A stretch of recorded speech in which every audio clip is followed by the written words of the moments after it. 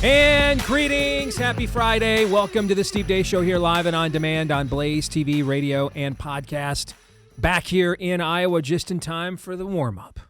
After I was in sunny and beautiful Arizona, made sure to get out and get as much sun in between meetings and broadcasts as I possibly could. Alongside Todd Erzen. Good to see you, brother. Good to see you. Aaron McIntyre as well. We're going to be joined by our good friend William Wolfe from the Center for Baptist Leadership. He's always dressed to the nines, and he'll be with us here in just a moment. After I tell you about our friends over at Chirp, if you want to make sure that your New Year's resolution to get active, to lose weight, and you want to make sure that this is the year it sustains itself, one of the key things you can do is make sure you've got preventative health at your disposal, because your body, this is about the time now, after that initial euphoria, this is where your body realizes, oh, there's a massive lifestyle change going on here. And yeah, here's some sore muscles. Here's some stiffness, some achiness. You're going to learn the term trigger point, right? I had to learn all these things.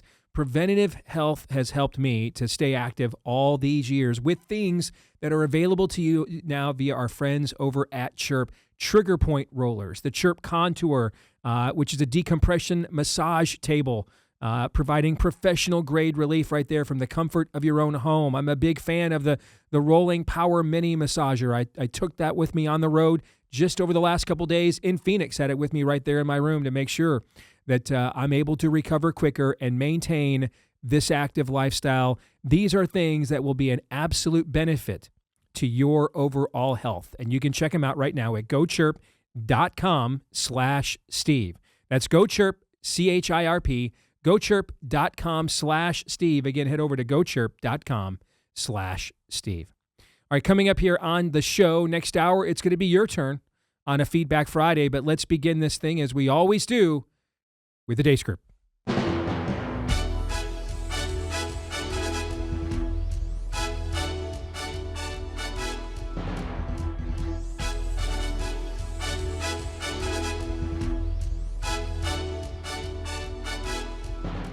Good to see you there, Mr. Wolfe. How are you? Good, guys. How are you doing?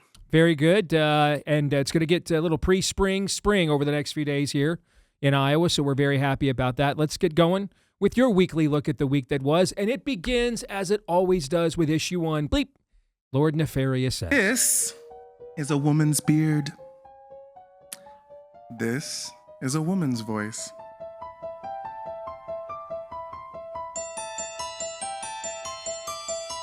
Some weeks ago, I expressed some concerns for welcoming new members to the church, specifically queer persons, especially after experiencing being misgendered and being misunderstood. Are you a man? Wow, is that a question? Why are you calling a woman a man? I mean, what kind of a guy does that? Remember how much power nurses have in this country? One of our own was just murdered in the street. So, we might be able to stop this somehow. The vasculature in the leg, it really bleeds well. Someone could bleed out very quickly from that, probably like a couple of minutes, really. During the Obama years, the Hennepin County Jail actually had a policy where they let an ICE agent keep an office there and allowed them to talk to immigrants. So the policy has clearly been, under a Democratic president, what now the Trump administration is asking for. I mean, big picture, do you think it's good policy for the jails to follow an ICE detainer and hand someone over if they've committed a crime? I mean, look, you're asking all the right questions. Sending these people back to Haiti is basically a death sentence. So, Leader Schumer, this talk about election security has revived discussions of the SAVE Act. 71% of Democrats like this idea, so why do you not? It's Jim Crow 2.0.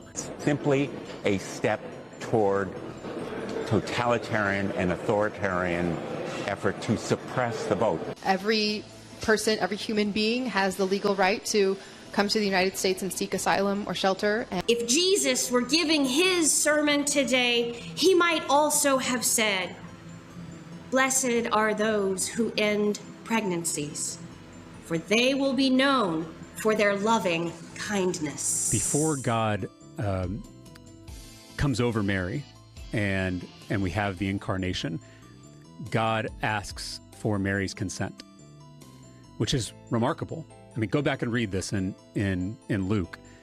I mean, the angel comes down and asks Mary if this is something she wants to do. And she says, if it is God's will, let it be done. Let it be. Let it happen. So to me, that is an affirmation in one of our most central stories that creation has to be done with consent.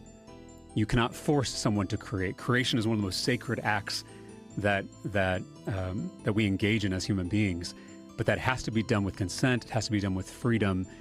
And to me, that is absolutely consistent with the ministry and life and death of Jesus. You know, I was reading something the other day about World War II. Dwight D. Eisenhower said, take pictures of these concentration camps, because years will go by and people will not believe this happened. This administration does not really like somebody like Don Lemon, who has a camera, who has a position like we do in a way, to speak to the people and tell them what really is going on.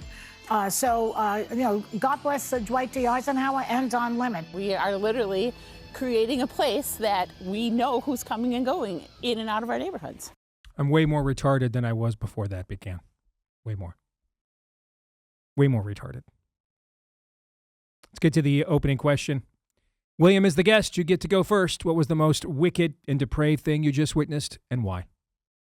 Yeah, so if you took all of the worst Reddit threads on Christianity and animated them into a walking, talking meat sack, you would get James Tallarico. Correct. His twisting of scripture there with Luke and the pronunciation of the incredible, miraculous birth of Christ to Mary is so wrong. It could have been written by Screwtape himself. Mary was visited by the angel, and she said, your will be done. Yep. There was no consent given. So we got to beat that guy and beat that demonic, sulfuric interpretation of scripture and abortion pro-life debate. Amen. Aaron, you're giving that a yep.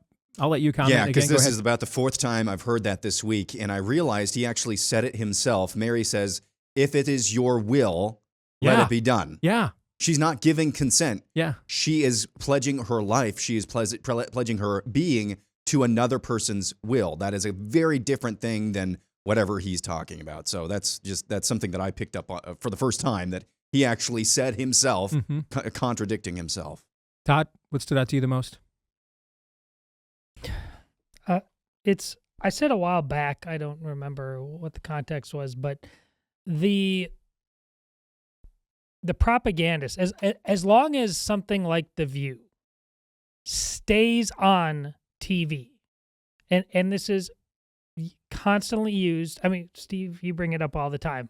The only time we see a clip from The View usually is when somebody on the right is sharing it, which in and of itself isn't a sin. We just shared it. But the fact that it's important, the fact that The View exists on ABC, which again is owned by Disney, it is just a sign that we aren't even close to being serious as a people yet. There's all kinds of people who just have not suffered enough to take that off. They're not embarrassed by it. In fact, they keep turning the volume up to 11. When Chuck Schumer says, I can say Jim Crow about this, even in the face of 70% of Democrats saying the opposite, those two clips are telling you that they understand that their ability to ride out whatever honeymoons we have as conservatives, because sooner or later, they know the people haven't really changed. The people are still very, very fickle. The people still, more than anything else, just want to be comfortable. Those two clips, a lot of us is the right laughing at them. So dumb, so dumb. They're still telling you in those clips they control you, and they know it, and they're going to get to the finish line before they do. Because actually, when it's the rabbit versus the tortoise, they never give up. They never give in. They always show up. We don't. Can we give another dishonorable mention real quick? Of course. Nurse Buffalo Bill in Chicago there. It tears the arteries in the legs again, or it gets the hose again. That's what I mean. That freaky, creepy, demonic. And I think he got fired this week as well. Mm-hmm. But dishonorable mention for Nurse Buffalo Bill. Back to you on The View. Averages about 2.5 million viewers per episode. Can you guess what its most watched episode in the last year was? When you say it, I'm sure it's going to be, of course. And was it when some so-called conservative came on? You're getting close. Oh gosh, was it Marjorie? Marjorie Taylor Greene, really? the most viewed episode of The View in the last year. I just looked it up. Yeah. Marjorie Taylor Greene's episode of The View is their most watched episode in the last year. And essentially that episode, if that episode is the marriage, we have three systemic, fundamental, individual cultural problems in America. Well, let me symptoms of what? Let me rephrase that. What are the three most systemically or fundamentally systemic symptoms of our problems in America? The top-down meta stuff we talk about. What are the three greatest symptomatic manifestations of them? I think I got it right. My third attempt in English. Hashtag, my new Twitter account, Steve Deace trying to read. Number one, the soft, lazy, complacent men. Okay. Number two, though, are the wine mom on the left and the QAnon mom on the right. Catty women with way too much time on their hands and really just have convincing you the only thing worse than the patriarchy was going to be the matriarchy. And so when you get Marjorie Taylor Greene on The View, who are you marrying? Of course it's going to have their biggest audience. You're marrying those two audiences. You're marrying the QAnon mom on the right and the wine mom on the left. And eventually you break down, you go in, it's Tucker and Chunk Unger. Is how you pronounce his name, Aaron? I always forget. Shank, I think. Shank, okay. It's them coming to agreement, right? You deconstruct from a biblical worldview enough, and you'll eventually end up around the horn back with the people you originally opposed and were against, because you're back to the thing that you fundamentally agree on the most. I am God and he is not. And so, of course Marjorie Taylor Greene was at home on The View. The issue differences they have are pale in comparison to what their fundamental issue agreement is. I am God and he is not. Let's get to the exit question. On a scale of 1 to 10. All right. With 1 being the odds, the aforementioned Marjorie Taylor Greene ever got sexually harassed while in Congress by Lindsey Graham. 10 being the odds that pretty much any of the four of us are in danger of being sexually harassed by Lindsey Graham. Particularly William, who looks dressed to kill right now. Todd, rank this week's level of total depravity. 10. William. 10. Aaron. 10. All right, let's get to issue 2. It's a big club, and we ain't in it.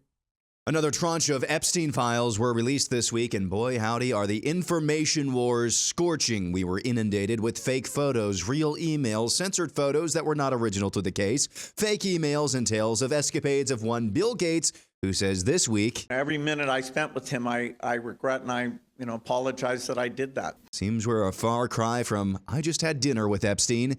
Brad Karp, chairman of Paul Weiss, one of the top corporate law firms in the United States, resigned Wednesday after emails between him and Epstein were revealed by the Justice Department drop. Longevity expert, author, and CBS News contributor Peter Attia resigned this week as well as chief science officer of David Protein. David A. Ross, an art museum curator, resigned this week. Across the pond, British politician Peter Mandelson was resigned. Swedish UN official Joanna Rubinstein resigned. Miroslav Lajcik, the Slovak prime minister's national security advisor, resigned, and others across Europe are under investigation. Whatever you want to say about the latest batch of Epstein files, it's clear there are and likely will be many more people who are sweating bullets till the next batch drops. All right, so we've already discussed this amongst ourselves early in the week, a couple of days, William. So we're going to let you with a fresher perspective, because our audience hasn't heard from you yet. We're going to lead this one off. All right. What stood out to you the most about what is, the most revealing Epstein file dump yet? Yeah, I would say two things. One is that the conspiracy theorists are proven right yet again. There is this cabal of truly horrific, disgusting, pedophilic people running things in our country and globally. And, Alex Jones just stays winning and vindicated on this overall theme of the worst people you could ever imagine are in charge. The second thing that really stood out to me is just the total banality of evil. I mean, they're just kind of dumb, evil, disgusting people. They just happen to also have power. These are the same kind of evil people you could run into any day on the street, yet somehow this cadre of individuals managed to take this evil to the highest levels of power and influence across our government. Mm-hmm. And so, I mean, really, in some ways, it's not that surprising, but it's shocking, it's revealing, it's disgusting. But this is just like what we're up against. It is a fight of good versus evil from the top to the bottom, from your everyday life at your city council to the highest levels of government with people like Bill Gates, et cetera, the Clintons, and so on and so forth. So, I mean, buckle up. If you didn't think we were in a spiritual battle of good versus evil, I don't know how you look at these files and come away with any other conclusion. Not that this dovetails with anything you just said, and I'm sure it's merely coincidence, but I just asked Grok, how many times is pizza mentioned within the Epstein file dump? How many times does it come up? And I have to tell you, man, I mean, this group of people, I mean, I love me some pizza. Okay, I can put some pizza away. This group of people, I had no idea. We think these elites are completely out of touch with us and don't know what life is really like down here. I mean, they're just ham and eggers like us, Steve. I mean, the amount of pizza that these folks in the Epstein files consumed or clearly were connoisseurs of, we should get their pizza recommendations. I mean, and not to mention, they've got global taste here and global reach, because it comes up over 900 times, according to Grok, in the latest tranche of Epstein files. The term pizza, eating pizza, looking for pizza, who's buying the pizza, who's bringing the pizza, what kind of pizza do we have, comes up over 900 times. Steve, can I make a quick point about that? You bet. Okay, so obviously the pizza is a code word for pedophilia, right? These are child sex predators, Epstein and this gang. Oh, what that is? Oh, they weren't just looking for, they weren't just debating whether pineapple belongs on a pizza or not, is what you're saying. No? Oh, okay. I'm sorry. Go ahead. No, but the point here is, I think this is really important, is they're pagans, right? So like the abuse of children was sort of a fundamental feature of pretty much all pagan societies. And with the Christianization of the West and Western civilization, we started actually protecting children and treating them rightly and not taking advantage of the most vulnerable among us. I think this window into how our elites are living shows us just how sort of pagan and backslidden the West has become, because this is how kids are treated pretty much anywhere outside of a Christian civilization. That is an excellent point. Todd, what stood out to you the most about what we know so far, or what we don't know so far, about the most revealing Epstein file dump yet? Well, two things. There's obviously we got something on this. Maybe not salacious, long laundry list of names, but we did get some names. We certainly have that this is not remotely fictional and propagandist. It's as William said, there's a real there. But what struck out to me the most is how normative the feeling inside me is, that when it first came to me was a shock when Steve, you and I and Rebecca, before Aaron came on, so a decade ago, sat there and listened to videos of frozen baby body parts, and we thought, oh, the Center for Medical Progress tapes, the David Leiden tapes. This level of evil macabre is the turning point. And then Republicans just danced off stage and kind of went back to normal talking points. And this reminds me, I've had that feeling all the time now. I'm just getting used to it. I guess I'm not shocked in the least that even in the face of like evidence that should just wake us up, and send us marching into burning buildings. Really, we're going to just move on from this thing. And B, the second one is the timing of and the reaction from Dan Bongino going back on air and how he's reacting to this, basically just like, I am the law and screw you guys. I don't know. I just think we're having our pants pulled down here. And your point when you mentioned online that, now the left is actually going to go arrest Kash Patel. Because I'm gonna come back around. Okay, I'm just saying I'm gonna come back around to that. That's perfect. Okay. That's poetry, and you're right to bring it up. Because there's a trembling in the force I saw occur a couple different times yesterday. Yeah. That I am concerned about. But we'll come back around to that. Aaron, let me go to you again. Same question. What stood out to you the most overall? Just how the information war. If you thought that psyop on psyop on psyop, psyopception was a thing that was proven this week. For example, there was that photograph going around of a young Zoran Mamdani, allegedly with his mother, allegedly with all of this host of people, including Jeffrey Epstein. And I saw that photo over the weekend. I zoomed in, and some people have the red eye effect going on in an old photograph. Mm-hmm. Some people don't. And I was like, that's fake. That's definitely fake. And then you know what I found out later on in the week? Mamdani's mother is mentioned in the Epstein files. Yeah. And guess what? Mamdani, mother Epstein files. If you search for that on Google, what do you find? Oh, it's fake. Oh, it's fake. AI this, AI that. Now, nothing is alleged to have happened in terms of criminal wrongdoing from Mamdani's mother, but it does prove that Mamdani and his family were running in these same very circles. Another example of this as well, I mentioned this in passing earlier this week, Bill Gates allegedly catching an STD from a Russian prostitute. Well, was this an email that Jeffrey Epstein, wrote to himself to produce blackmail ex nihilo, or was this really real? There is some doubt about that. Well, Bill Gates comes out later in the week and doesn't say what he's been saying this entire time, which is, I only had dinner with him. He says, I regret every minute that I spent with him. That seems a little bit different. Now, it could mean that all he had was dinner with Jeffrey Epstein, but in the midst of, the backdrop and the context of these new factoids from the Epstein file, it definitely seems like Bill Gates is changing his tune a little bit. So this psyopception, the psyop within the psyop within the psyop, definitely being done on purpose here. And I wish I could say don't fall for it, but very few of us have time to go through tens of thousands of pages of these documents. So I just say trust but verify basically everything that you see coming out about this, because the psyopception is real and it is spectacularly evil. So let's come back around. Well, I've got a poll question going on right now. Okay. What is more likely? And this is going to be the exit question here in a moment. What is more likely, that Jeffrey Epstein is alive and playing Fortnite, or that he killed himself? Okay. And right now, over 80% of people that have responded to this on X think that it's way more likely that he's alive and playing Fortnite right now. Okay. So CBS News, you guys remember who's running that now? Barry Weiss. Barry Weiss is, right? And who's Barry Weiss? You guys know who Barry Weiss is? Yeah. Well, tell our audience who she is, because she's kind of one of these reasonable libs we supposedly have, right? I would have phrased it something like that, that's how she's been packaged last few years. Yeah, she's in a married lesbian, quote unquote, married lesbian relationship. I did not know that. And she's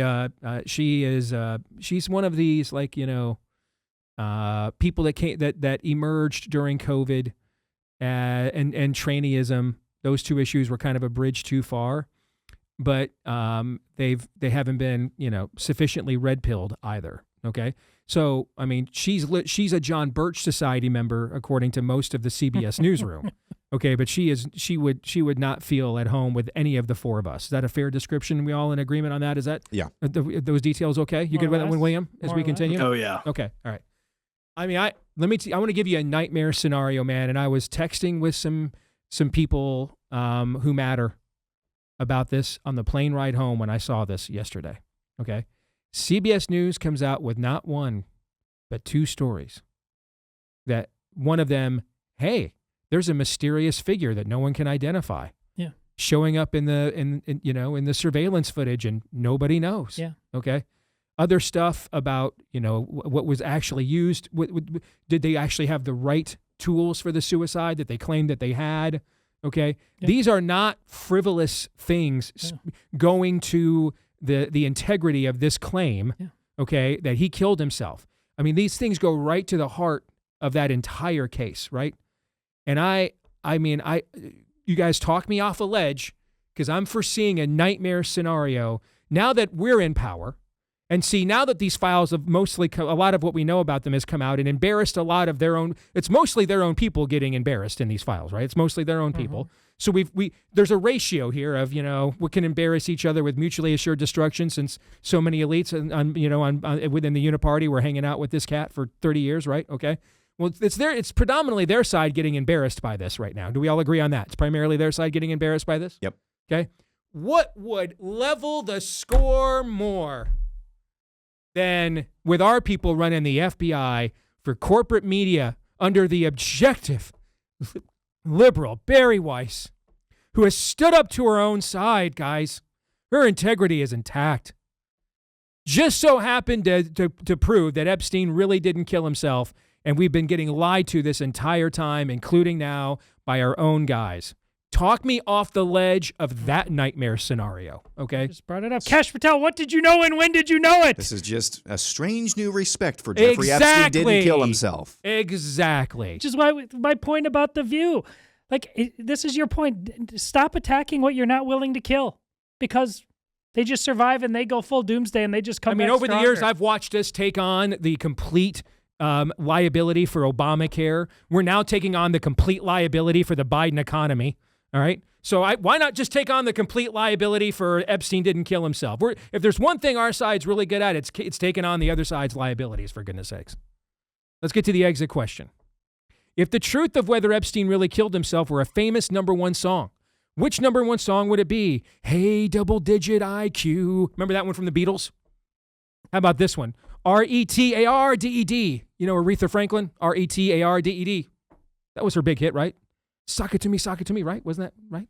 Todd, did I have that one right? I believe so. It was before our time, so I'm not sure. Or C, Journey's Don't Stop Believing Everything the Government Tells You. Which of those #1 songs would it be, do you think, Todd? Man, that is an all-star list you put together. I did. I put some thought. I had 2.5 hours on a flight home from Phoenix yesterday. I put some thought into that. Yeah. I'm just then I thought you had me locked in. You kept going, so you kept getting good. So I'm going with C. Don't stop. Believing everything the government tells you? Yeah. What about you, William? Which one do you think is the most likely apt description here of Epstein killing himself? I'm going to go with C as well. I think Epstein's probably hanging out with Ray Epps somewhere, just laughing at all of us. That's a name I haven't heard for a long time. Hate it! Aaron, go ahead. I just like RETARD. Let's just get That's rid my of the, personal let's fave. get rid of the Somebody let's get went rid of with the RETARDD with an apostrophe. Oh, with the I like it. You threw a little Ebonics in there too. Yep. So now we've got some tolerance and diversity. Yes. I greatly appreciate that. I'm just so tired of us taking all the blowback for what we claim to believe and then not following through, so then we don't get any of the benefit. If there's one show I wish I would never have to do again that I have done over and over and over and over and over and over and over and over and over again, it is that show. It is that show. Okay? We're men without chests, so that's what you get. I'm warning Todd and Aaron right now. If and when Bari Weiss comes out with the definitive proof that Epstein didn't kill himself, you need to stay away from some bridges. You guys may need to update your resumes. That might be my tap out. I might just go full walk the earth, and my kids are grown out of the house, and I've just got to walk the earth now. I mean, I've got to find myself. I need to find my path. Okay. Maybe that's I might be my tap out right there. Maybe that's a level of boomerang. Like I'm never shaving again. Maybe that's a level of boomerang we should be praying for. Like just that level of kneecap. And I'm just gonna wave the placard. I'm just gonna start walking the earth. Bring out your dead. I might be done. If and when that happens, that might be what broke me finally. If and when that happens. More in a moment.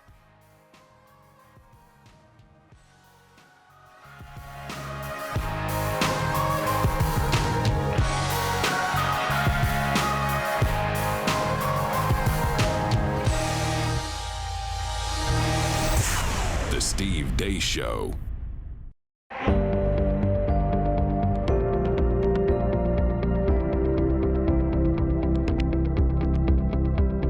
right, back here on the Steve Deace Show, powered by our friends over at Jooos Medical. There's a lot of information going around these days. And what I like the most about Jooos Medical is they want to give you the information and the tools that empower you to take as much control over your health as you possibly can. And I remember that they came on, man, right at the pinnacle of all the COVID misinformation. And in response to what they saw happening to drugs like ivermectin. So it's getting completely deconstructed and smeared in 2020 and 2021 when the same people doing the smearing just gave it a Nobel Prize in 2015.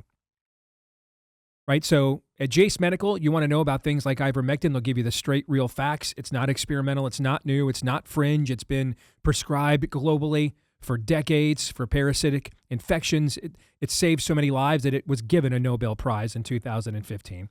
And you can get it in multiple different forms, by the way, at Jooos Medical, the topical, the compounded by itself, etc. That's just one of the many things that they have there so that you are prepared for the next time. Well, that can never happen here. Happens here, keeps happening over and over and over again. All right, get the basic Jooos case, the OG, with doxycycline and amoxicillin, just in case those antibiotics are the next ones that they try to take away from you right when you need the most. Customizable options like the aforementioned ivermectin and more. Enter the promo code DACE at checkout for a discount when you go to jase.com. That's promo code DEACE at JASE.com. Promo code DACE at jase.com. Let's welcome back in our good friend, William Wolfe from the Center for Baptist Leadership here on a Deace Group Friday. Let's get to issue 3 at 2, JP. Comedian and YouTuber JP Sears raised many eyebrows with what many saw as a departure from character with a skit out of left field mocking Charlie Kirk's widow, Erica. Sears in a skit panned the widow by pretending to be an employee of TPUSA listening to a Zoom call and questioning whether Kirk is best fit to lead the organization. Sears later this week released a 20-minute video explaining why he's not apologizing and reacting to his critics. Sears says he won't apologize, explained the reason why he made the video is because he believes Erica Kirk has no experience to lead such a large organization, and accused her of fame-seeking behavior, and said this of his critics. The common denominator is they are, this is all conservatives, but they're conservatives who are kind of what we might call Israel first conservatives relative to America first conservatives, or like Zionists is another way to say this. One more weird thing about Erica Kirk. Very documented, like not conspiracy theory, but very well documented. Before Charlie's death, he's literally telling a friend, I fear Israel will kill me. So it's, in my opinion, extraordinarily just well documented. Charlie was absolutely pulling back on his support for Israel. Coincidentally, was killed immediately thereafter. So I just left Phoenix, spent 2 days with TPUSA Faith. I was there in Phoenix just days after Charlie's murder. And met Erica, was around the entire team there. I was texting with Charlie back and forth on how to keep groypers and anti-Semites out of our movement in a private signal chat that he requested with just me and him for messaging help individually in the final days, literally in the final days before he passed, was about keeping this kind of talk out of the complete mainstream of our movement.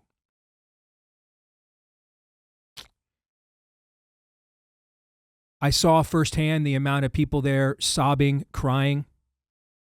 I saw firsthand Erica trying to come in. She's a mom, doing her best in the days. That meeting that everyone is talking about is like less than a week after Charlie was murdered. Sorry, not sorry that a mom and a widow who just watched and has to explain to her children for the rest of their lives, not to mention trying to come up with explanations herself, just witnessed the most viewed murder in human history. I'm sorry that she didn't follow the playbook for everybody on this. I'm not sure which playbook exists. But I saw with my own eyes this woman bearing a level of grief few women in human history have been asked to bear, frankly. And still, while you could just see the weight on her shoulders, in there doing her best to encourage this team at the exact same time. Many of them, let me put it to you this way. When I was there days after Charlie's murder, I was the oldest person in that entire room, in that entire office building. These are young people, idealistic, William's age, Aaron's age or younger, almost 90% of them, thinking they're going to change the world and they're going to do it for the next few decades of their lives with this leader, with apostolic giftedness that they just watched getting shot in the throat. So apologies. They didn't follow the Candace Owens, J.P. Sears, and the rest of you a-holes. Perfect playbook on how to behave. In one of the most extraordinary circumstances in the history of the Christian church, the most viewed martyring in the history of the Christian church. And I got to tell you, man, I have pushed back on the term woke right. How many times have I pushed back on that over the last couple of years? It's a complete and total scam, that term is. But I think I may now finally have a definition for it. Here's how I can tell if you're quote-unquote woke right. Whenever the woke left gets caught stepping on a rake, what's the first card they play? You're a racist. I think I now know what woke right means. And no, I'm not taking my cues from atheists like James Lindsay. Atheists don't tell Christians what proper Christian civic or social engagement looks like. They don't tell us literally anything, frankly. We tell them. We are ambassadors of the King of the universe, not the atheists. We give them the ethics. They don't give them to us. But thanks.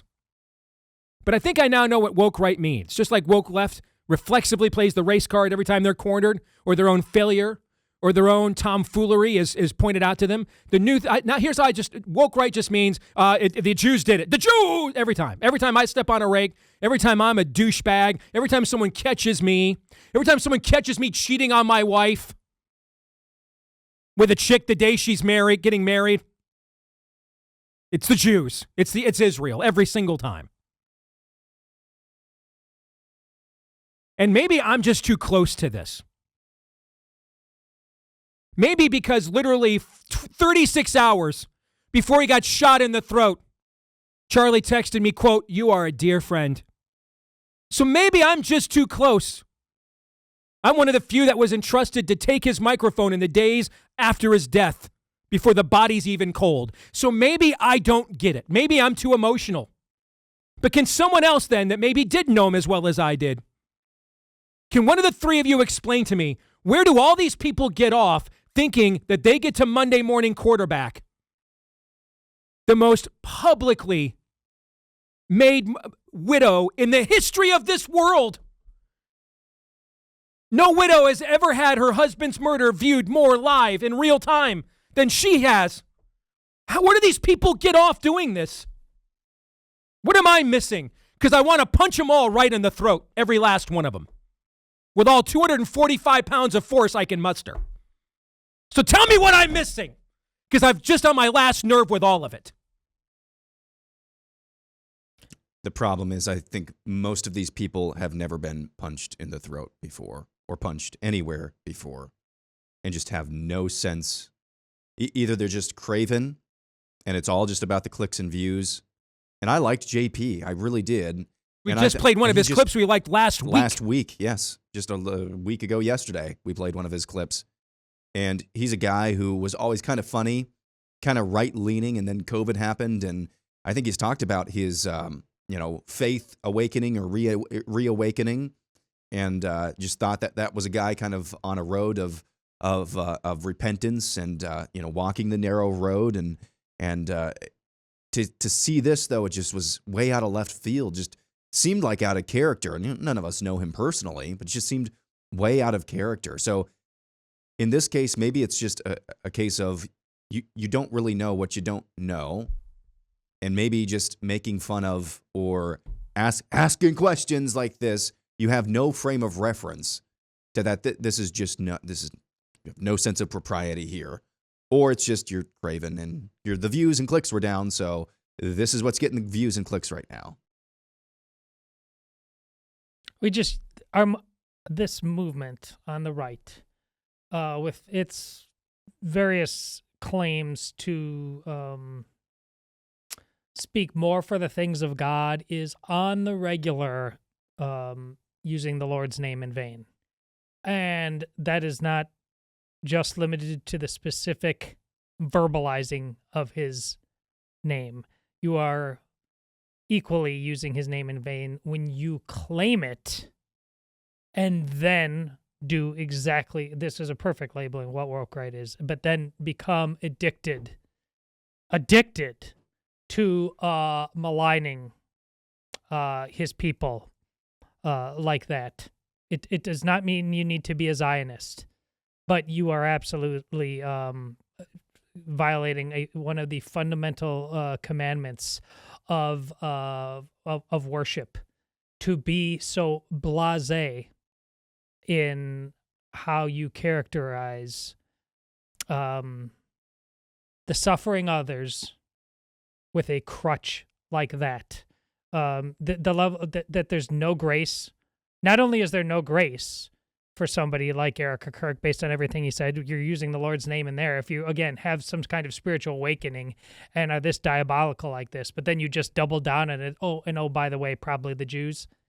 But there's all kinds of people who are saying things these days in the name of the Lord. That's a problem. By the way, there's more evidence that Jeffrey Epstein killed himself than Charlie feared Israel was going to kill him. That's a complete and total lie. That's just a complete and total lie. William, the floor is yours. Maybe you have a perspective on this. I just simply can't ascertain, and I'm just too emotionally close to it. Well, I'm not here to defend JP. Three thoughts on grief, on boundaries, and on the Jerry Springer right, as I've been calling them. You know, as somebody who I lost my younger brother when I was in my early 20s and he was 15. Very unexpectedly, tragic accident, horrific circumstances. And grief is not a steady state. It's not a constant thing. Grief will surprise you at 2:30 in the afternoon and leave you alone later at 6. You know, grief comes and goes. And I think if you've never really experienced a tragedy, and even me losing my younger brother is not anything like Erica losing her husband. If you've never experienced a tragedy like this, you really should just shut up, because if you have, you probably will shut up and let everyone else grieve on their own terms and in their own ways. And, you know, so it's just, you know, you should not criticize the way other people grieve, just period. Second, on boundaries, I think what's happening here is that with the rise of the digital era, the boundaries between, you know, personal and public lives have been obliterated. You know, it's great for JP to make videos mocking wokeness, but, you know, as Erica is this public figure and JP has this public platform, he like loses his ability to sense that I should not, you know, go past this boundary and make what I hope is a humorous video about this person's personal and private life. I think this is something we're just going to keep dealing with in the digital age, the obliteration of respecting boundaries. And then finally, that's me trying to be charitable to JP as best as possible. But then finally, the Jerry Springer right, I think, is just out in full force. These people are no longer trying to discuss issues of importance, but it's really just like a daytime brawling talk show. It reminds me of the quote often attributed to Eleanor Roosevelt: great minds discuss ideas, average minds discuss events, small minds discuss people. And man, am I seeing a lot of small minds on the Jerry Springer right today. I think actually we should have no exit question and just leave it there. That is so well Absolutely. said. Let me add as an addendum, I'm not saying there's never going to be a time. Erica is taking over the largest advocacy organization we have on the entire American right. I'm not saying there's never a time that decisions her and the executive team may make there are beyond criticism. I mean, I'm not saying that at all. I'm just saying you're taking footage from days after her husband was shot in the throat. Have some decency. Just some common, are you a human being, man? We need a quick palate cleanser. Let's get to the kicker topic on this really quick. All right. I've got the video here. You got the video? Go ahead. All right, let's play the video real quick. Yeah, there are a lot of hard passes. Right. But so Jay, so much going on with you. First off, you seem trim. You seem like you're down, I don't know, 20 pounds. No, I'm down. Well, I was 224 at my highest. I'm 173 now. So. Yeah, well, I didn't what I didn't want to do is go too high in the amount you lost and then have it be less. But so what are you doing, or are you doing anything? You mean to lose weight? Or am Yeah, I I on mean, the like, road? are you dieting? Well, Are no, you I just say exercising? I ate a lot of watermelon. I try to have. I eat like a watermelon a day. Really? Yeah. Well, it's all water, and it's right. You know, I used to get up in the morning and I'll have a box. All right, let's cut it there because we're close on time. Do you want to live long enough that your diet would be a watermelon a day? I'm going to be a hard no. To add a few more years on the back end when I'm the least useful, life's the least enjoyable, I have the least quality of life. If it takes adding another 10 years in my 70s and 80s to eat a watermelon a day, I'm just going to fire up the grill. Thank you very much, and tap out at like 68. I'm good. Todd. I'd do it for sure. I mean, if quality of life, that guy looks like Jay has tons of quality of life. Not when he's getting beat up by the mob. Well, you should do this. You should do this when you're 50. You should do this when you're 30. This is called Lent. You should engage in hard things and sacrifice. This is a biblical principle of denying yourself. And it doesn't just. I'm going to deny myself less years on the back end of life by not reducing my diet to a watermelon a day. I'm good. When you're 73, that year of life is just as valuable as when you're 1, as when you're 50, as when you're 30. What do you think, William? You're going to get the last word on this. I'd eat a watermelon a day as long as I could also have a double bacon cheeseburger That's right. alongside. That's exactly fair. That's the main course. Now you got me to eat a watermelon a day. Yes. I thought long and hard about how I could Jesus GQ on this, Steve, because I knew this was your take. Yes. I couldn't figure out a way to, so that's a no for me. That's right. All right, force prediction. We got a minute. What's the country going to be talking the most about the Super Bowl the day after? William, go quickly. I think they're going to talk about what's going to be a really stepping on a rake ad to try to combat anti-Semitism. It is not going to have the intended effect. Is this the Patriot owner ad? Is this the one? I saw a clip the blue of square. The blue bad square in high school. Yeah, okay. Going to go bad. All right, that's like the Jesus one did last year. What about you, Aaron? That wasn't one about of Jesus. One of the commercials. One of the commercials. Probably Todd? a movie trailer. Yeah, I wouldn't surprise me it's one of the commercials because I haven't seen a list of what's coming, but at halftime in Bad Bunny, which is the point. Yeah. I think I'm kind of with William. What was the Jesus campaign? He gets us, right? That was never really about Jesus, right? And how many years in a row did I just lose my my mind on those on here on the show? I think William's right. It's going to be that ad from the Patriots owner that he's founding. Good to see you, William. Thank you. Thanks, guys. All right, take care. We're going to come back. It's going to be your turn when we do. It's a Feedback Friday. Stay tuned.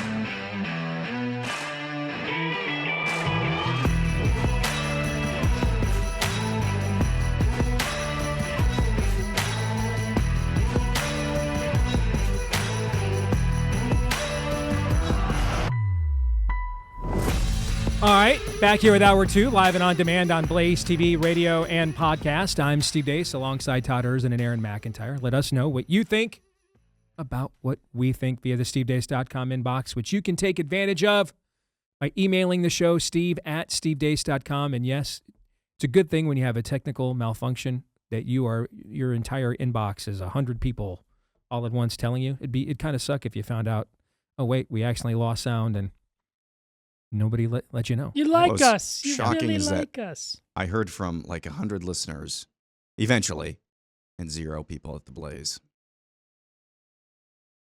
I guess that means we can just get away with anything then. Yeah, we can I just say think whatever. I think that's the message. That's how I'm going to internalize that. We can just say whatever we want and get away with it. I'm going to own up to Take this. that win. It's totally my fault. I'm testing a doomsday autopilot thing, and it worked. Most of it, like 95% of it, worked well in that first hour. Unfortunately, I forgot there's a button I have to push over here. It's not completely and totally automated. So this could also be a compliment, Aaron, that they view your capabilities in such high regard that they know they don't have to monitor things because it's on lockdown, and you have that. You've just got your stuff taken. You've got it together. Just self-torpedoed that then, didn't I? That's true. And now they know, crap, we got to watch Aaron like everybody else. Now they know that too, right? Indeed.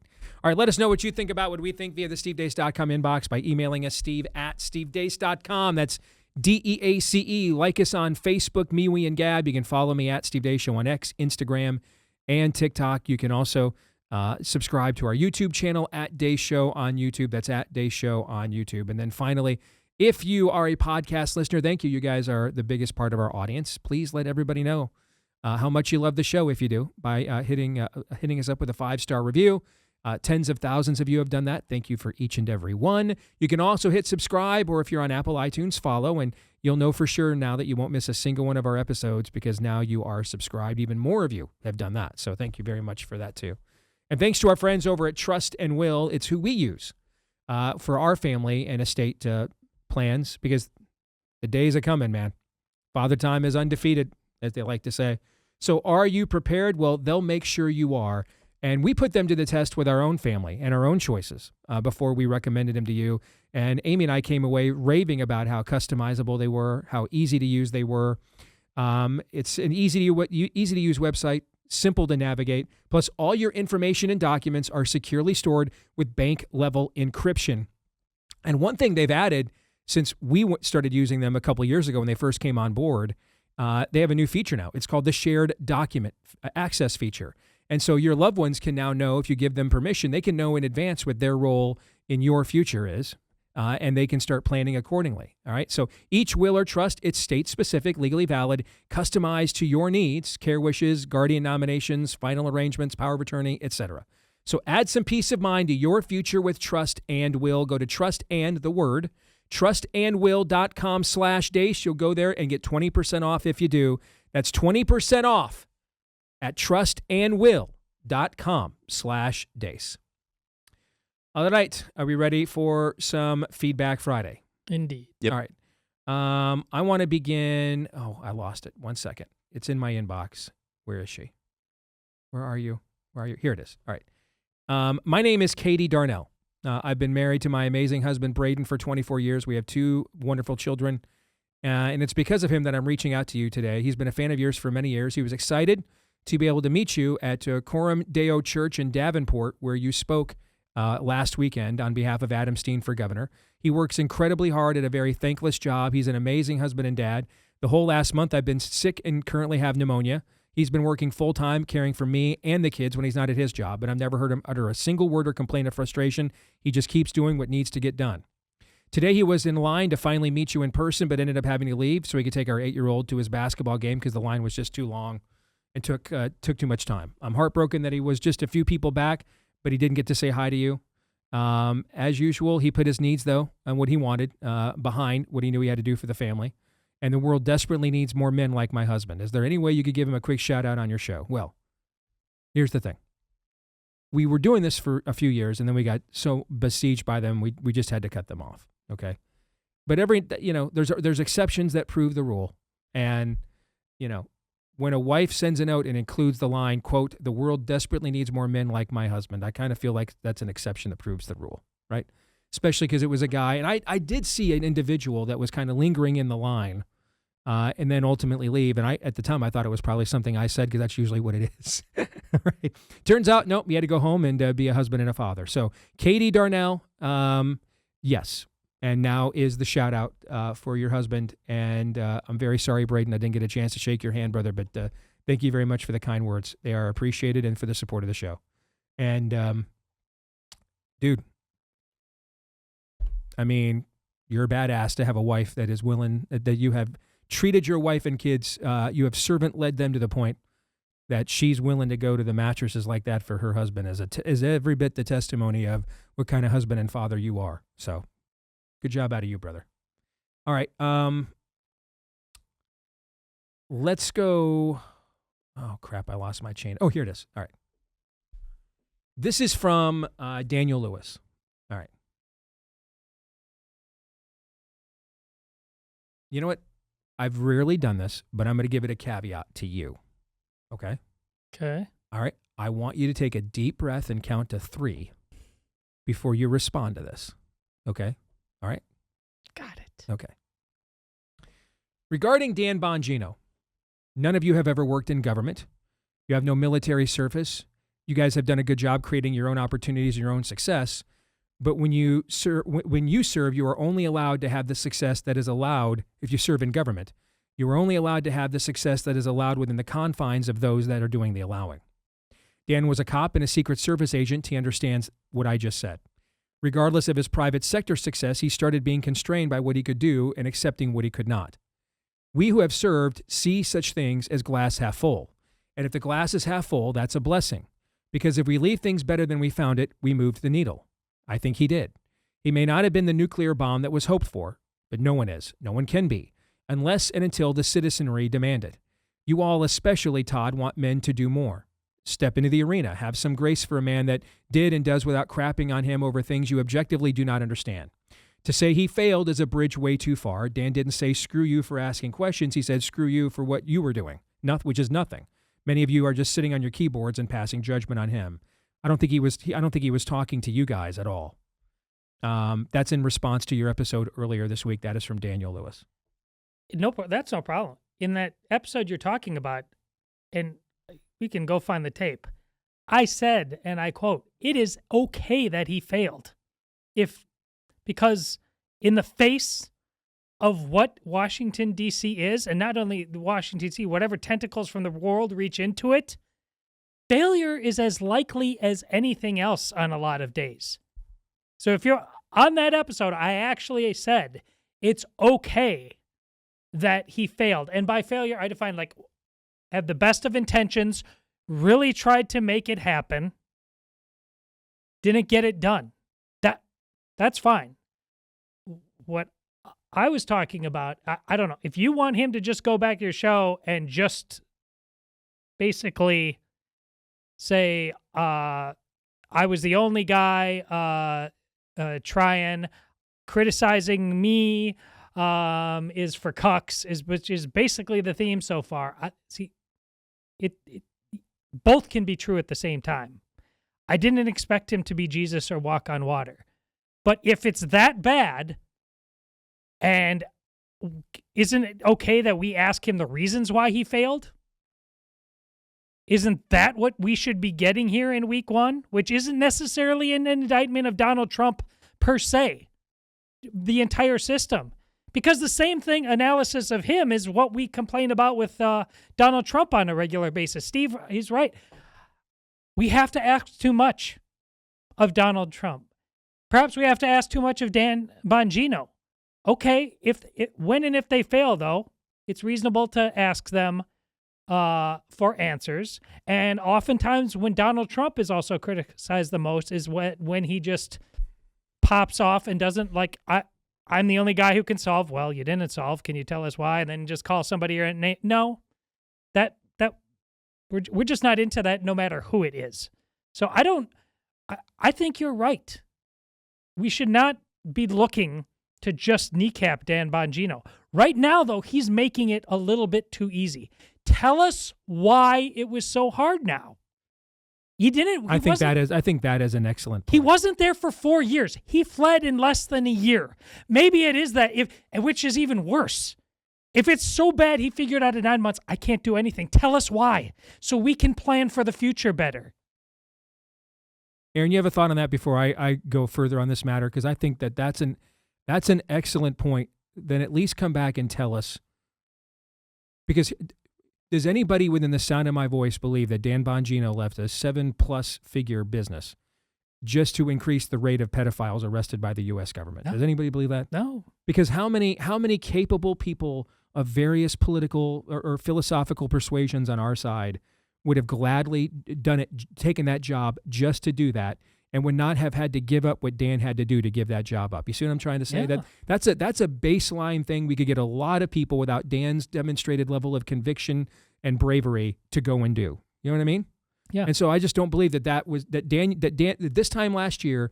Does anybody believe if you put the Wonder Woman lasso of truth around Dan Bongino and said, you're doing this because your greatest claim to fame is you're going to increase the amount of sex traffickers the FBI arrests?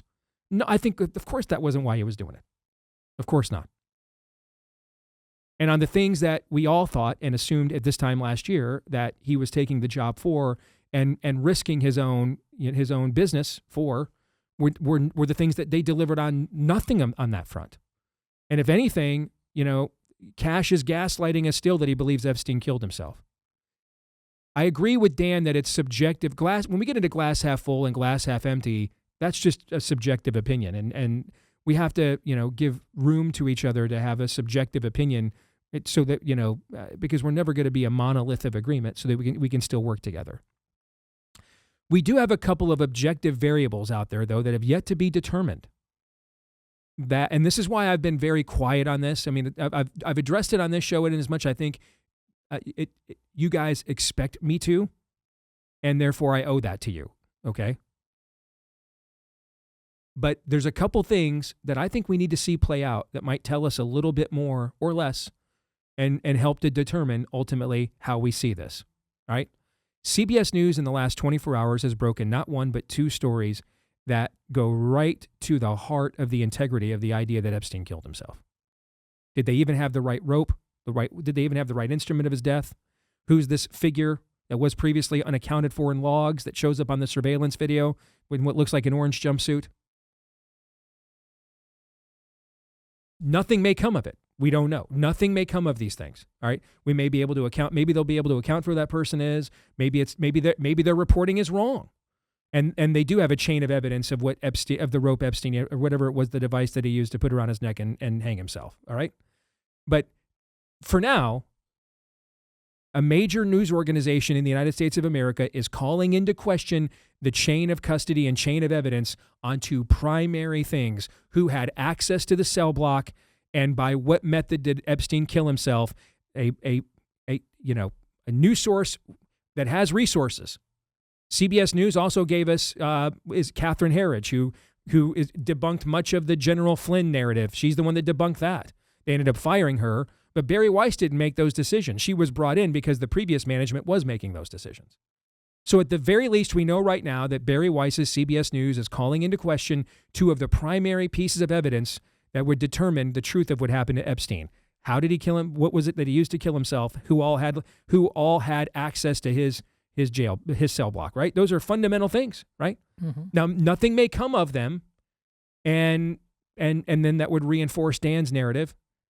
But do we know that yet? No. I don't know that yet. I also have no idea if Brian Cole is the January 6th pipe bomber, and Dan is on the record taking credit for that arrest. Is he not on the record for taking credit for that arrest? Right.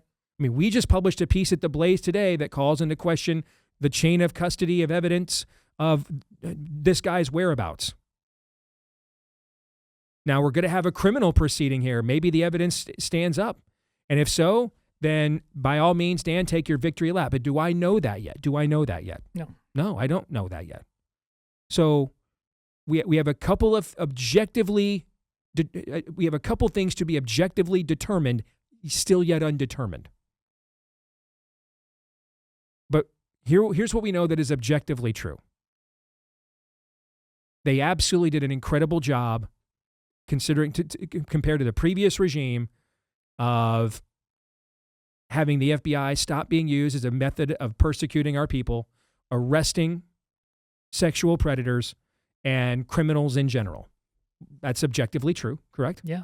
What's also objectively true is they didn't meet literally any of the objectives of accountability, of deep state accountability and transparency that we had all hoped for at this time last year. That's also objectively true. Anybody want to argue with either one of those two things? No. All right. And so therefore, most people are probably going to come down on how they look at those two things on the basis of one of two things: what they personally think of Dan Bongino, or were they personally, or like our friend Steve Friend and the whistleblowers, were they personally betrayed by these people that they were led to believe they were going to get justice from? Okay. In other words, do you have a personal stake in this? Now, I have some of a personal stake, and then have known Dan for years. I've been friendly with Dan for years. I adore Dan. All right. But I think I've proven over the years that that's just not nearly as important to me as the truth is. And trust me, I've got a lineup of failed friendships to prove this to you. I have done this more than enough times. Okay. I mean, Mike Huckabee's never ambassador to Israel without the Iowa caucuses. Is that probably objectively true? Oh, yeah. What was the biggest weapon he had at his disposal during the Iowa caucuses? Yeah. Me.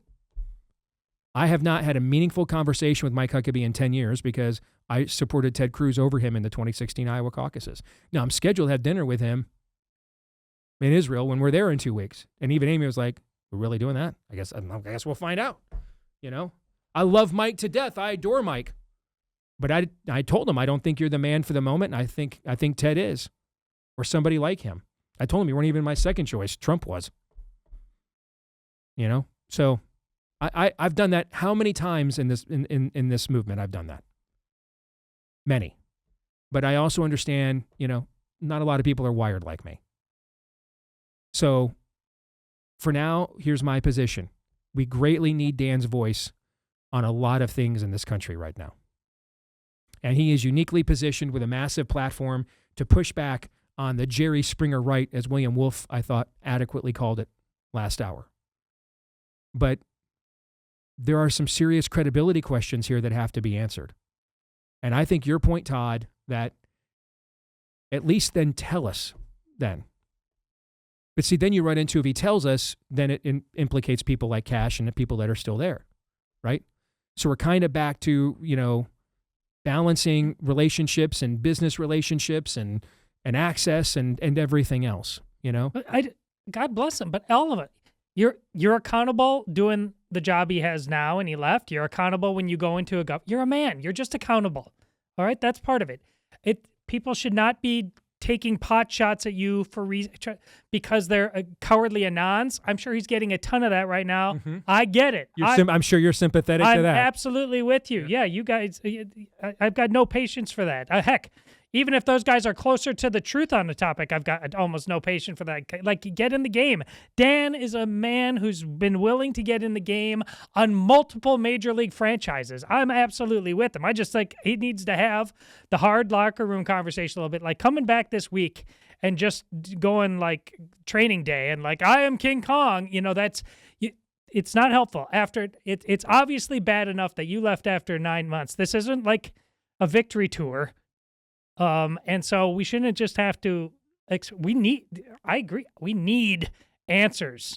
And listen, I failed in a very small, I held a lot of people publicly accountable, embarrassed a lot of people in a school district. But sooner or later, they didn't care enough that they decided to send cops to my kid's banquet, and they were just waiting for me to say or do anything where they could arrest me.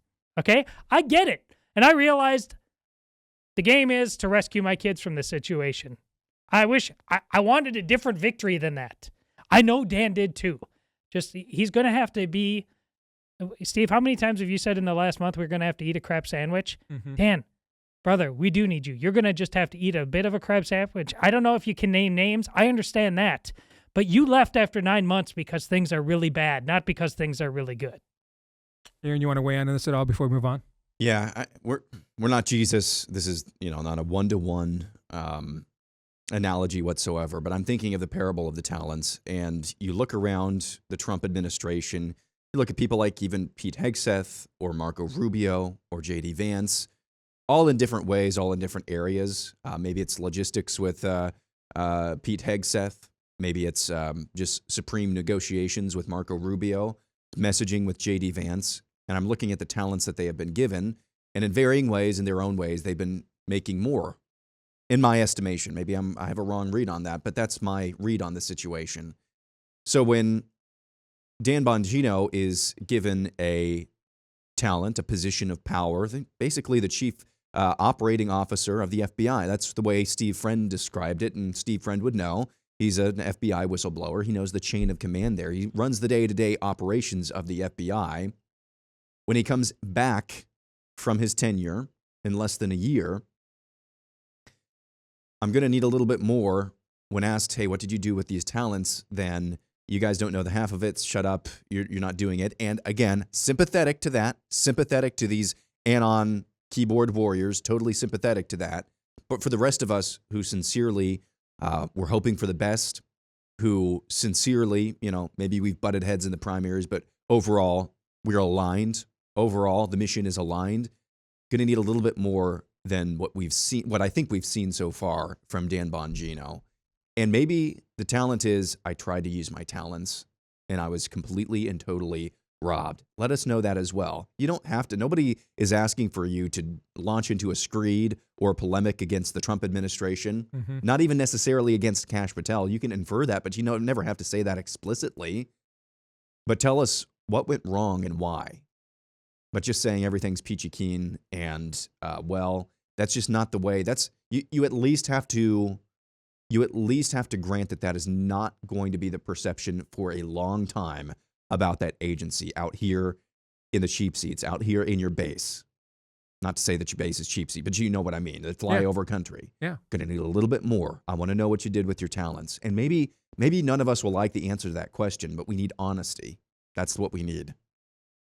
What if he simply, one last thing on this, what if he just simply said, listen, and he did say, I did as much good as I thought I could do, and that's why I left, right?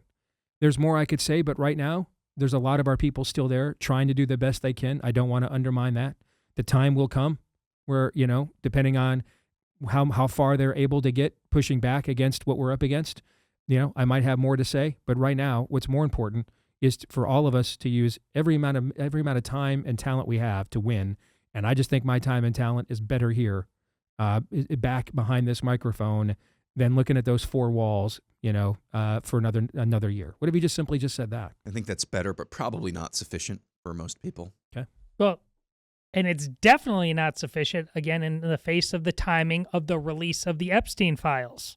Yeah, I mean, the timing of those coming out the very day that Dan was coming back, that timing was something now. That timing was okay. Let's go back to some Feedback Friday. This is from Christopher, who wants to talk about our admiration for Scott Bessent. Okay, who of course remains all alone at number one in our favorite homosexual Secretary of Treasury power ratings, correct? All alone. Yeah, we're not going to give him a partner. No. Yeah, he is the only one on the list, which means he's both the top and the bottom. Okay. Yikes. All right. Christopher says, I'm a flawed, falling Christian trying to claw my way back because of God's grace. Unrepentant homosexuality and raising of children without mothers or literally ripping them from the womb of their mothers via surrogacy is demonic. As one who has sinned deeply and to the detriment of others in his past, I can't help but wonder if we should give more grace to those who may be living unrepentantly in sin with no knowledge of God. Maybe Scott could be reached. However, you may proceed with Lindsey Graham jokes, though. Never stop those. He does know better. That is all. Thoughts? Loved how you gave me what did you think? I was talking about the list. I'm going to say, I was talking about Of course you were. think I was talking about top and bottom? Nothing. Nothing. In fact, of course you were talking about the top of the list and the bottom of it, yes. He's seems to be inferring. I honestly didn't know. I know Bessent is quote unquote married. Does he have children? I believe he does. Oh, yeah. Look it up. Yep. But he has children. But he's an older guy. So I mean, he's older than Steve and I. I don't know if they're adopted or surrogacy. One way or another, he should not have children. I don't have Their a children problem. were born through surrogacy. I just verified it. I don't have a problem with saying that and saying that Well, I think he's doing an okay job. He should not have children. Yeah, you know what I think about that. I mean, I've been very public about particular people. I won't belabor that point right now. Be as critical as you absolutely want to about that as it pertains to him. I don't. It's a wickedness that cannot stand and is obviously part of the entire,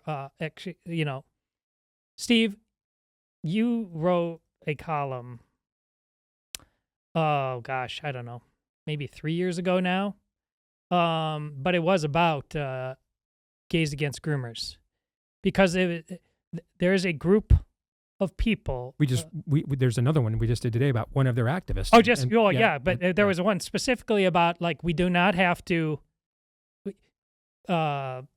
totally exonerate this group for their sins, while at the same time acknowledging that they are taking tons of sling and arrows, and they are pointing out a gigantic of fallacy that they believe to be truly evil.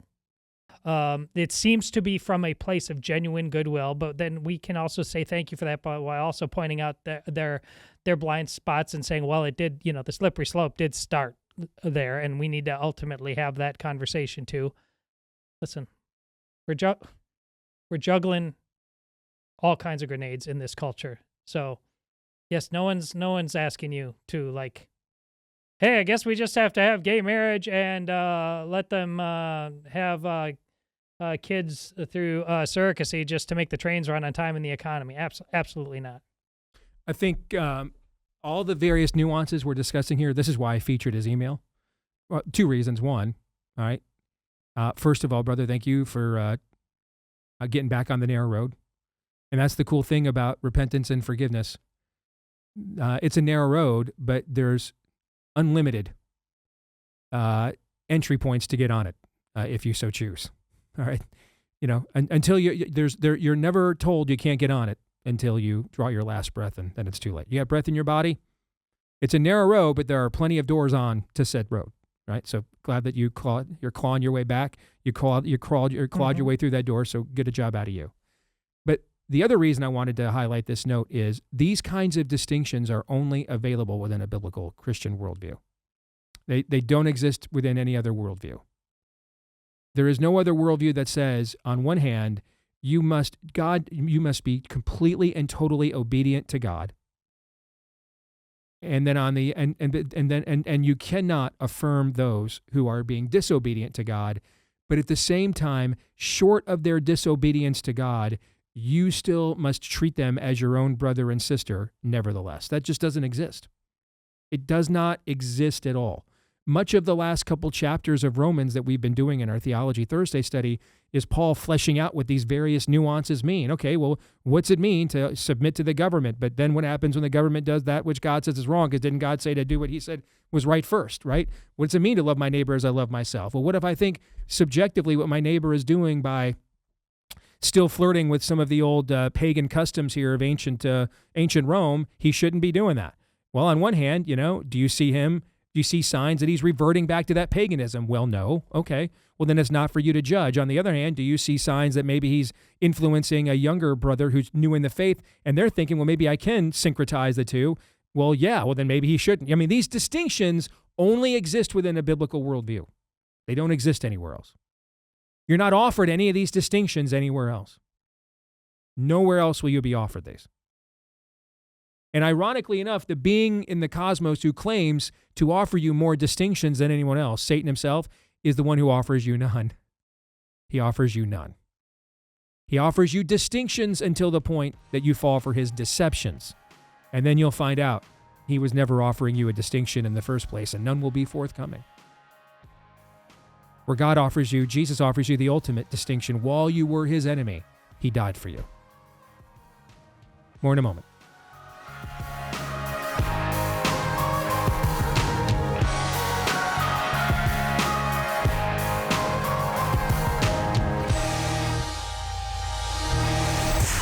The Steve Deace Show.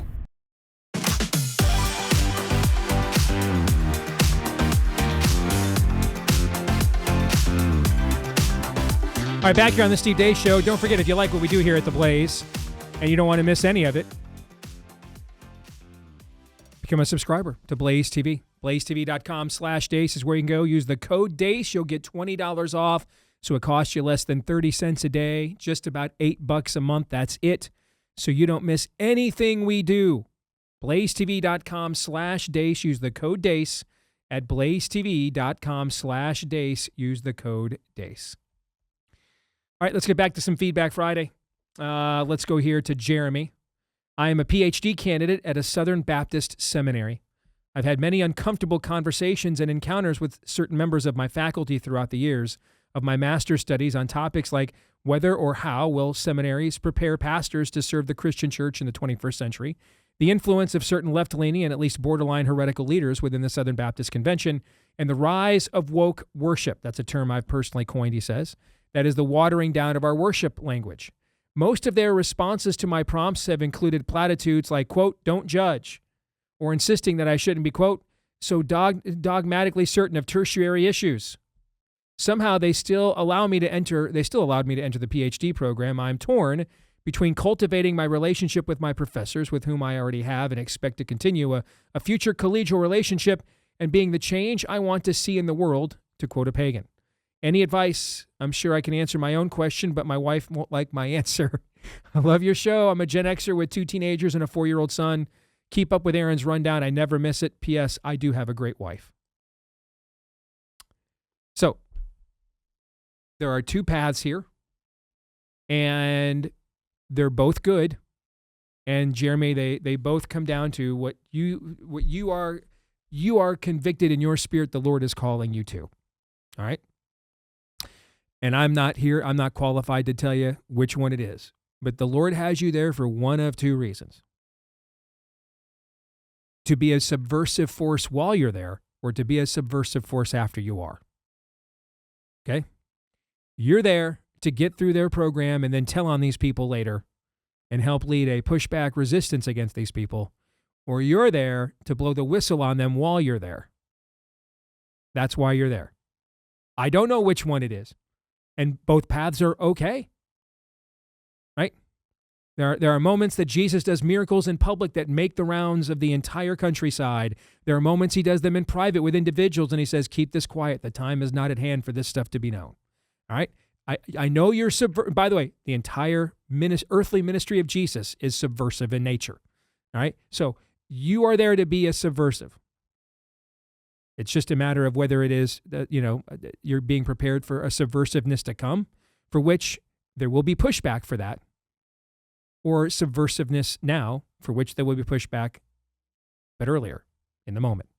I don't know which it is, but that's where you go to prayer and people that know your situation and, your wife as well, because you two are one. And so where are the two of you at? But in one of those places, you are being exposed to what's really going on, this seedy underbelly, so that you can expose it either now or later. I just don't know which it is.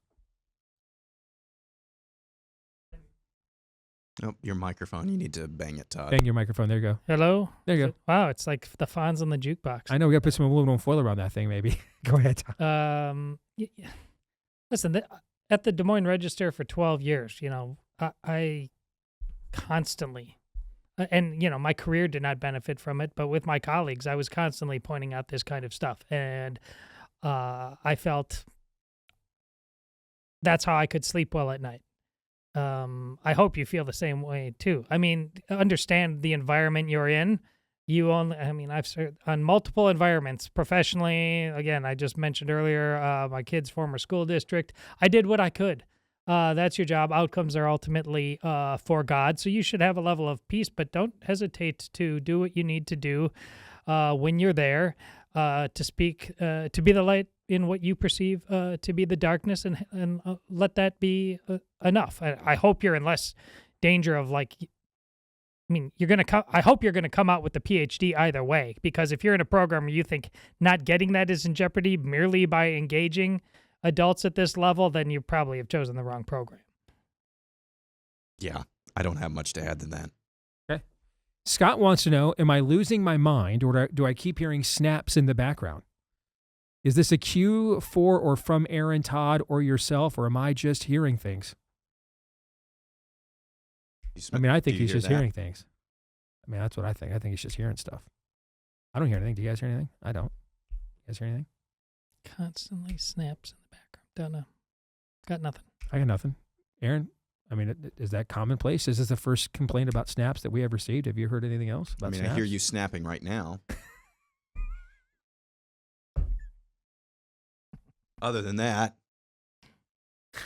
he's just trying to blow Scott's mind. Here I am, just on a Friday, peacefully trying to gaslight Scott. And Aaron steps in and intercedes on Scott's behalf. Actually, you're snapping right now, Steve. Actually. Oh, gosh. Maybe it's the Jooos. Can we go back to that really quick? We are. As a show, let me first go to the show ombudsman. Have we finally settled on what does woke right mean? Because we have just came to the conclusion it just meant if you propose a level of radicalization in defense of Christ and his word that I am not comfortable with, then you are woke right. That's kind of what it came to mean eventually, right? Okay. Mm-hmm. If you are demanding more of Republicans other than what they've always done in the past to be controlled opposition, you are woke right, right? Okay. If you want the United States government to demonstrate a key objective for why that is America first before we get involved in a foreign entanglement, you see what I'm saying? All right. It was completely done in bad faith in my view. We all agree on that part, right? Oh yeah. And so that's why we dismiss the term, right? But do we now have a official show definition? If when cornered and your own human frailties are on parade and you're unrepentant for them, or you step on a rake and you deflect instead of owning that, okay? Or your own a-holery you won't own up to and instead say, but the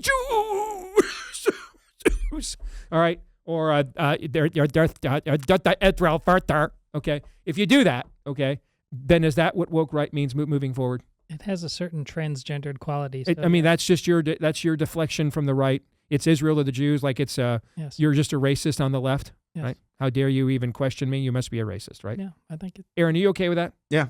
Right. Yeah. I mean, anytime somebody just does something completely stupid, the Jews are why I'm illiterate. That's why. Yeah. Okay. All right. We're going to move on that. We're going to settle on that moving forward then. I like it. Okay. Adam in Maryland writes, if I find body parts in an alley, I would alert the authorities. Well, first of all, Adam, I mean, you're a great American. Thanks for clearing that up. And people claim our standards are too low around here. There's more to, I'm sorry, Adam. There's more to his note than much more to this. It just cracked me up that we kind of let off with that. All right. I assume the authorities would launch an investigation to find out who the body parts belong to and how they got in an alley apart from whom they belong. If the person is alive and claims they were assaulted, wouldn't the perpetrator of the assault be prosecuted? Or if the whole body of the person is found dead, wouldn't there be an investigation to determine the cause of death? And if murder is the conclusion, wouldn't the murderer then need to be found and prosecuted? But if those parts are found in an alley behind an abortion clinic, then why do the murder laws not apply? Why won't a pro-life red state prosecutor investigate a murder based on the clear evidence of a murder and charge someone for it?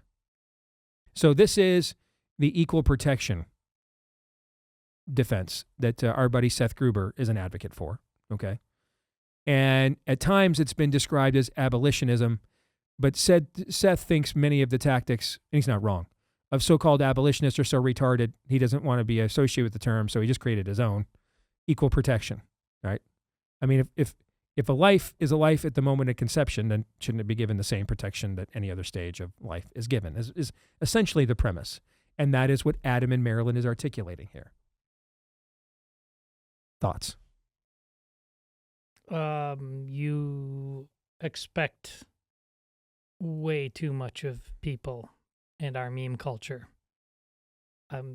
You lay out a logical Socratic argument that adults at our best, even adults who, let's say for the sake of argument, have the wrong position on something, they feel compelled, like no opinion is worth having unless I can defend it in the arena. And this defines much of human history. I mean, they couldn't wait. They wanted to play the game. They gots to know. We aren't living in that time. People, I don't have to defend anything. I won't entertain such a discussion with you. The left, the baby killers are quite the opposite. We've allowed them to have access to all the institutions so that they don't have to have the conversations. And on our side, we've basically said, I got other stuff to do. I'd rather not do those things. So we really aren't citizens. Everybody's failing on every level. You know, it's just very, very hard. I made lots of logical arguments. I had lots of evidence. I did the best I could with it in Carlisle. I'm still now a Catholic refugee at Steve's Protestant school down the block, because people hate reason, they hate truth, they hate the good. They have all kinds of other idols that they are polishing. So of course you're right. We do this all day long on this show. Steve is in a really bad mood today, rightly so, because he's in help me help you. He has all the cases. He has all the arguments. He's done it for a very long time. He's done it when he was the younger man lecturing older men. Now he's an older man lecturing younger men. People just don't want the truth. They like evil. You know, it occurs to me that when we talk about, was it Antonin Gramsci's March Through the Institutions, When it comes to the academy, I think, and maybe I'm just playing semantics here, but I think the ultimate goal was not to actually capture that institution. It wasn't to capture the institution. It was ultimately to destroy it utterly. Now you can say capture, destroy, the same thing, but here's what I mean. The ultimate goal, and you could say the same thing of the church, but there was a reason why they couldn't go through the church first. They had to capture the academy first so that this could then infiltrate into the church. Here's what I'm talking about. What you just laid out, what was the name of the person who laid this, who wrote this email? Andy in Maryland. Andy, what you just laid out is very logical. There's a moral case behind it as well. It's very simple as well. Very simple. Very simple. But the goal of the capture of the academics was not to produce people who think a certain way. It was to produce people who think like the Joker, Joaquin Phoenix's Joker. I don't believe anything. Mm-hmm. Yeah. So they can be confronted with very simple, logical steps like you were just laying out there, and can still, without blinking their eyes, say, kill the baby anyway. That was the goal. Yeah. And they're there. Look at the evidence in Virginia. A dad showed up to a school board meeting and said, it's bad that you're letting dudes into the bathroom. And one of those dudes raped my daughter. And that guy live on TV got arrested by the cops. He provided the evidence. And instead of being shocked and appalled and arresting the school board and the teachers right there, they arrested him. And then everybody was so shocked, though, by this. For the time being, they had an election there and they changed things. And then after a while, they got comfortable again. And now they gave it back to the hellscape that is Virginia now. The idolatry of the current human species is as deeply entrenched as at any time in human history. Think about that this Sunday when you got the TV on. Aaron, who you got on Sunday? You know who I got? Let's end this on a positive note. This was going to be my best of the week in the overtime, if I can hijack for a little bit. Right in our backyards. I don't know if you guys saw this. I read this morning. Of course, when you hear press releases from schools about suspended employees, it's so opaque you can't tell what the heck is going on. Mm-hmm. But apparently, I don't know all the details because it's so murky, but in Atlantic, Iowa, that's about 45 minutes to an hour west of here, there was apparently, this is what I understand, there was an employee that was hired who was demonstrating predatory behavior towards, I think, teen girls in this high school. And again, the story goes, we'll wait to confirm this. The school counselor was kind of allowing / excusing / making up excuses for his behavior. And I think it was maybe last night, a bunch of men, and some of their wives, but a bunch of men showed up to the school board meeting. They'd had enough. And let it be known in no uncertain terms what's what. You deal with this or we will, essentially. Yeah. That's at least implied. That was nice. Yeah. That was a nice way of saying that. I don't know if you saw this video. I did not. And no. What's interesting about this as well, and I want to say this because it fits in with a theme so far this year. Todd, you saw this video as well? No, I know the story, but I didn't see the video of them actually showing up to the meeting. Yes. They had a few words for that school counselor. Wonderful. A bunch of these guys looked like the absolutely mean-spirited, if I can use that word, the untrue, but it's meant for evil, caricature, stereotype of white trash, of Trump supporters, of MAGA supporters. But they were doing righteous stuff. I think it was last night or maybe earlier this week. They were doing their damn jobs. And I just think it's maybe good to give them props. 100%. Because I would sooner go to war and battle with somebody who shows up than anybody who doesn't. Absolutely. Yeah, that's encouraging. 100% it is. That's a great encouraging note for it to end on. And by the way, part of the private talks and strategy sessions I had with TPUSA Faith this week, this just kind of coincides with it, Aaron. for this to be a sustainable movement, we have to get the church out ahead of MAGA. We have to. Yes. Okay.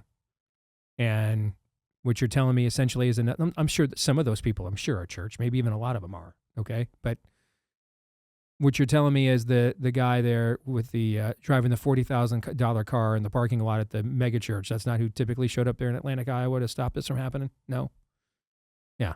So we have to get the church out ahead of MAGA. Any final thoughts here before we close it out in the next minute? Actually, no, we're going to close it out in the next 10 seconds. So save it. We're going to stick around, record overtime for Blaze TV subscribers at blazetv.com/Deace. You'll get our best and worst of the week. For the rest of you, have a great weekend. We'll see you on Monday. Until then, go hard. Romans 8:28.